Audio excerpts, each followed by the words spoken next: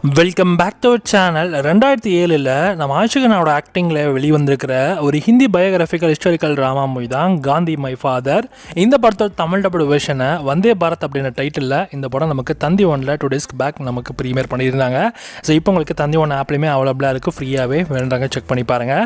ஆனால் இந்த படத்தோட சிம்பிளான கதைன்னு பார்த்தா கதையில் மகாத்மா காந்தி மற்றும் அவருடைய மகனாக இருக்கக்கூடிய ஹரிலால் காந்தி, ஸோ இவங்க 2 பேருக்குள்ளே இருக்கிற அந்த ரிலேஷன்ஷிப் பற்றின கதையை தான் காமிச்சிருக்காங்க. ஸோ ஹரிலால் தன்னோட அப்பா மாதிரியே தானும் பேரிஸ்டர் ஆகி நல்லா வாழணும் அப்படின்ற மாதிரி நினைக்கிறாரு நம்ம ஹீரோ.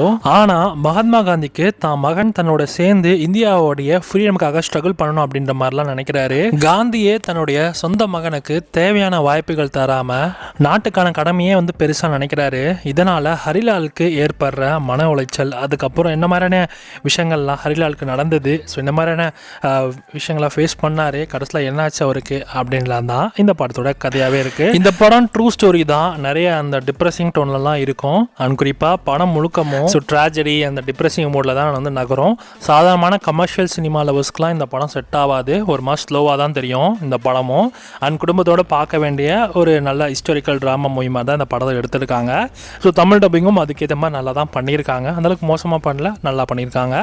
அண்ட் உங்களுக்கு இந்த மாதிரி ஹிஸ்டாரிக்கல் பயோகிராஃபிக்கல் ட்ராமா மூவிஸ்லாம் பிடிக்கும் அப்படின்னா நீங்கள் இந்த படத்தை எல்லாமே ட்ரை பண்ணலாம். ஆஷ்கினா பெர்ஃபார்மன்ஸுமே நல்லா இருந்துச்சு. ஸோ பரவாயில்ல, மனுஷன் அப்போவே மாஸ்க் கட்டியிருக்காரு.